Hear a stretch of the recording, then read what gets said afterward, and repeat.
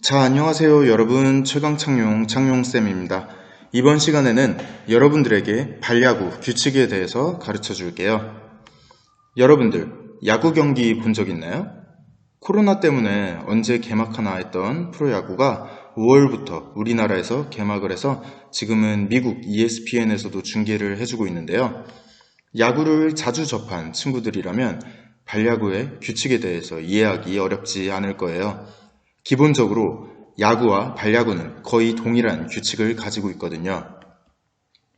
야구는 타자들이 저렇게 배트를 들고 투수가 던지는 공을 치는 스포츠라면 발야구는 발로 하는 야구, 투수가 굴려주는 공을 발로 차는 스포츠가 바로 발야구입니다. 근데 문제는 야구의 세부적인 규칙은 어마어마하게 많고 어렵기까지 해서 선수들도 가끔 규칙을 헷갈려서 실수하는 경우가 종종 있어요. 물론 발야구는 야구의 규칙보다는 간단하고 쉽지만 정확하게 문사화가 돼서 체계적인 규칙이 있는 게 아니라서 때문에 발야구의 규칙은 좀 동네마다 다 다르다고 할 수가 있는데요. 어디서든 공통적으로 통용되는 규칙과 우리 학교에서 앞으로 진행할 규칙에 대해서 알려주도록 할게요. 발야구의 정의와 특성에 대해서 먼저 알아볼까요? 발야구는 투수가 굴려준 공을 발로 차는 경기로 야구의 규칙과 유사하다. 공이 커서 누구나 쉽게 타격을 할 수 있으며 부상의 위험도 적다라고 되어 있습니다. 발야구는 어디서 정확하게 만들어낸 규칙이 따로 없기 때문에 공 같은 경우에도 명확하게 정해진 게 없어요.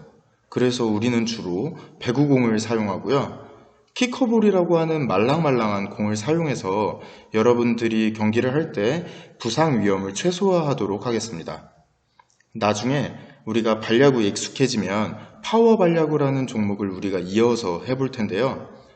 파워 발야구는 규칙이 그래도 어느 정도 정해져 있어요. 일단 파워 발야구에 대한 얘기는 나중에 하도록 할게요. 그리고 발야구의 역사에 대해서 한번 알아보도록 할게요. 야구와 축구에서 착안한 발야구는 놀이로 시작되어 여가 시간에 쉽고 간편하게 즐기던 것이 오늘에 이르렀다고 전해진다. 규칙은 야구랑 굉장히 유사한 규칙입니다. 다만 크게 봤을 때 다른 점은 발로 공을 찬다는 것, 이것이 가장 다른 차이점이라고 볼 수가 있겠죠. 그래서 야구와 축구를 함께 접목하여 만든 스포츠가 발야구라고 볼 수가 있습니다. 자, 이번에는 경기 방법과 규칙에 대해서 얘기를 해볼게요. 여기서 적힌 경기 방법과 규칙은 여러분들이 지금 냄비 받침대로 사용하고 있는 체육교과서에 나온 발야구의 경기 방법과 규칙입니다. 지금 여기 마지막 줄을 보면 공식적인 규정은 없으므로 양 팀이 협의하여 규정을 다양하게 조정하여 경기할 수 있다 라고 나와 있죠. 그렇듯이 발야구의 규칙은 동네마다 다 다르고 경기마다 다 다르다고 볼 수가 있는데요. 일단 경기 인원은 야구도 한 팀이 9명으로 구성되듯 발야구도 한 팀을 9명으로 구성합니다. 그런데 뒤에 인원은 조절할 수 있다고 되어 있죠. 지금 우리가 보통 한 반에 29명, 30명, 31명 정도로 되어 있기 때문에 둘로 나누면 15명 정도로 경기를 진행할 예정이고, 아파서 경기에 참가하기 어렵거나 결석하는 친구들이 있기 때문에 이는 그때그때 상황에 맞춰서 인원수 조절을 하도록 하겠습니다. 그리고 경기 방법입니다. 3명이 아웃되면 공수를 교대합니다. 3아웃 체인지라고 들어봤죠? 공격하는 팀에서 3명의 타자 및 주자가 아웃이 되면 그때는 공격과 수비를 바꿉니다. 그리고 교과서에는 5회까지 경기를 진행한다고 되어 있는데 이 또한 경기 상황과 시간을 보고 결정을 합니다. 보통 2에서 3회 정도 진행을 하게 될 거예요. 그리고 득점을 많이 한 팀이 승리를 하게 된다. 이것은 여러분들 당연히 알고 있겠죠. 그리고 경기 규칙입니다. 주자는 타자가 공을 차기 전에 베이스를 리드할 수 없으며 도루나 태그업 플레이는 허용하지 않는다. 베이스를 리드한다. 도루나 태그 플레이. 야구를 자주 보는 친구들한테는 되게 익숙한 용어겠지만 또 그렇지 않은 친구들한테는 낯선, 어려운 용어라고 생각이 되는데요. 베이스, 도루, 태그업에 대해서 설명하기 전에 일단 간단하게 야구 용어들에 대해서 설명을 해줄게요. 보통 야구장은 이렇게 생겼습니다. 이렇게 생긴 거는 여러분들이 아주 잘 알고 있을 거라고 생각이 들고요. 야구 경기장을 도식화해서 설명을 하도록 하겠습니다. 일단 마운드라고 하는 곳이 있습니다.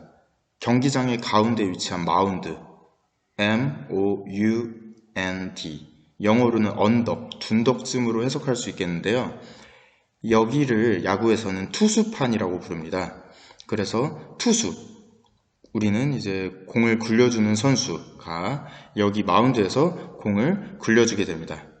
그럼 어디로 공을 굴려줘야 되죠? 자, 이쪽을 홈 베이스라고 합니다. 홈, H-O-M-E, 홈, 집이죠. 이쪽에 이제 공격하는 선수들이 서 있을 텐데 위에 마운드에서 투수가 타자한테 공을 굴려줍니다. 공격하는 팀의 선수들, 타자는 여기 홈베이스에서 공을 차게 됩니다. 자, 타자가 공을 찼어. 그럼 어디로 가? 자, 이쪽 1루로 뛰어가게 됩니다. 그 이후에 이제 다음 타자, 공을 차는 우리 팀의 선수가 공을 찼을 때 1루에 있던 주자는 다시 2루로 뛰어가게 됩니다. 이와 마찬가지로 2루에 있던 주자는 다시 3루로 가게 되고 3루에 있던 주자는 다시 홈으로 들어오게 됩니다. 이렇게 1루, 2루, 3루를 지나 홈으로 들어오게 되면 그때 이제 득점하게 되는 겁니다. 득점을 하게 되는 방법에 대해서는 여러분들 어떻게 하는 건지 이해할 수 있겠죠? 자, 그러면은 이번에는 베이스에 대해서 한번 설명을 해줄게요.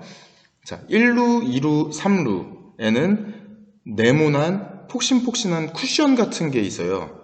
그래서 뭐 이런 식으로 생긴 게 이제 베이스라고 하는데 이걸로 이제 각 루들 1루, 2루, 3루를 표시하게 되는 거죠. 그리고 홈 베이스는 밑에 이렇게 오각형으로 생긴 걸 홈 베이스라고 해요.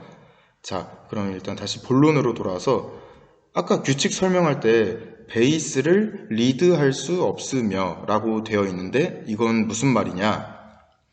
야구 경기를 보다 보면 1루에 있는 주자가 2루를 가기 위해서 베이스를 안 밟고 있는 경우가 있어요. 그러니까 보통 이런 식으로 이제 1루 베이스를 안 밟고 떨어져 있어서 2루랑 어떻게든 조금이라도 더 가깝게 서 있으려고 하는 경우가 있습니다. 이제 이런 걸 리드라고 해요, 리드. 그래서 베이스를 안 밟고 주자가 떨어져 있는 것, 이걸 리드라고 하고요. 베이스와 주자와의 그런 거리를 리드 폭이라고 합니다. 근데 이렇게 베이스를 안 밟고 떨어져 있으면 뭐 2루랑 가까워서 타자가 공을 쳤을 때 빨리 2루에 갈 수 있으니까 좋은 거 아니야? 라고 생각하는 친구들이 있는데 1루 베이스랑 너무 떨어져 있으면 좋지 않은 게 야구에서는 투수가 주자를 견제를 할 수가 있어요. 투수가 주자를 견제를 하기 위해 1루수, 수비, 자기 팀인 수비수한테 1루수한테 던지는 공을 견제구라고 해요. 투수가 견제구를 던졌는데 타자가 베이스를 못 밟았다. 그러면 주자는 아웃이 됩니다. 그래서 너무 리드폭을 넓힐 수가 없어요. 그럼 리드폭을 넓히다가 투수가 견제구를 던져서 아웃되는 경우를 한번 볼까요? 원앤원의 카운트입니다.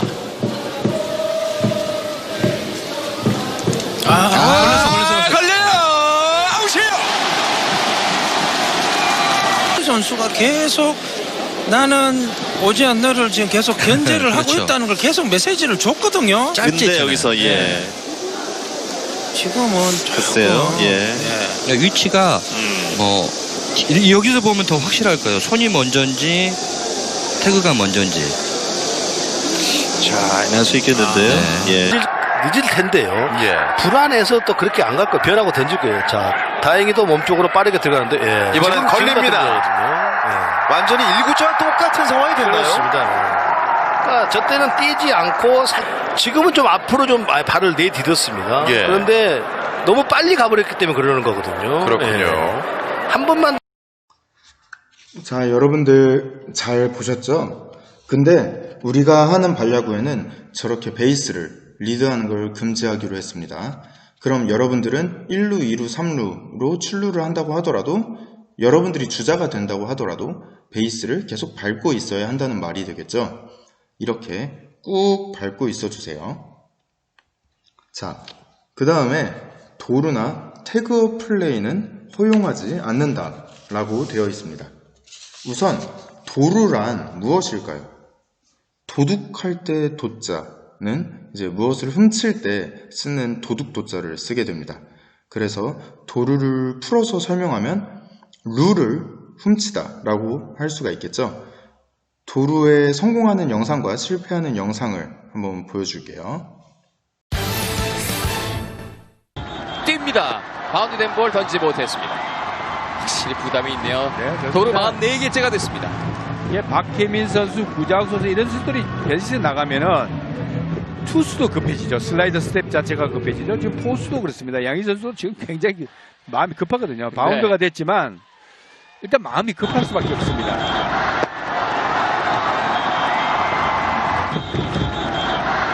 이를 악물고 뛰고 있는 박혜민. 도루 44개째. 좋습니다. 자, 3루로 뜁니다. 3루에서 승부. 3루에 도루 세이브입니다. 도루 45개째. 정신없네요. 이번에는 3루타 친 거는 거의 똑같으네요. 3루타 8개가 된 겁니까, 그러면? 그러니까 단번에 득점권까지 자기가 뛰어서 가는 것도 그렇지만 그러니까 나바로 선수가 저걸 왜 피해줄까요? 지금 던질 때요? 그러게요. 박혜민 선수를 굉장히 미워하는 것 같습니다. 지금 타석에서 서서 그냥 자연스러운 어떤- 동작이면 되는 건데요. 아니요. 네. 그냥 서 있어도 네. 아진공의 헛스윙 그리고 2루 갑니다. 2루에서 태그 아웃입니다. 이대호 선수가 아웃은 됐지만 수원구장을 찾은 롯데자이언츠 팬들에게 볼거리를 제공을 했습니다. 많은 박수가 지금 가고 있어요. 그렇습니다. 강민호 삼진 그리고 이대호가 2루 도루에 실패하면서 3아웃이 됐습니다. 그러나 5회 롯데는 최준석의 투런으로 점수를 6대3.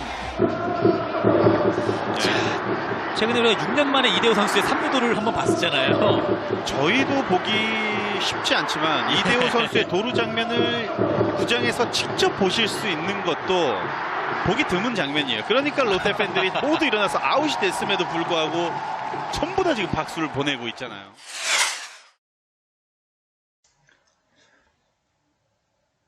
자, 그럼 태그업은 무엇이냐? 가장 흔한 태그업은 희생플라이라고 하는 상황에서 가장 많이 나옵니다.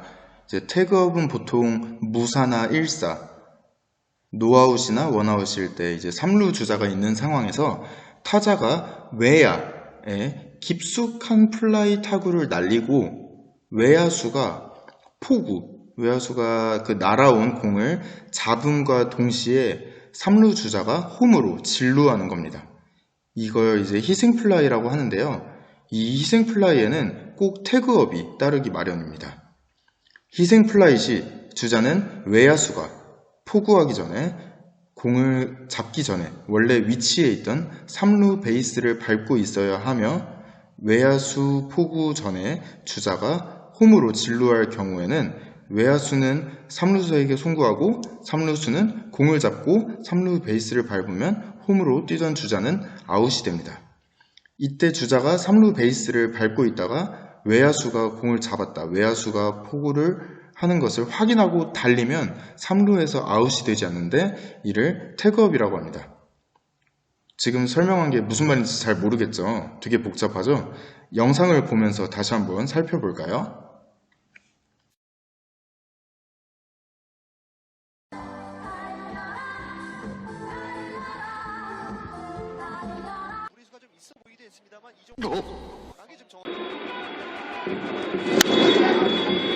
높게 떠오르타고 우익수 중견수 우익수 로하스 잡았습니다. 자 뜁니다. 홈에 옵니다. 홈에 세이프! 정근우가 발로 역전의 득점을 만듭니다. 그러니까 지금 말씀하신 대로 정근우 선수의 발이 1점이네요. 다시 봅니다.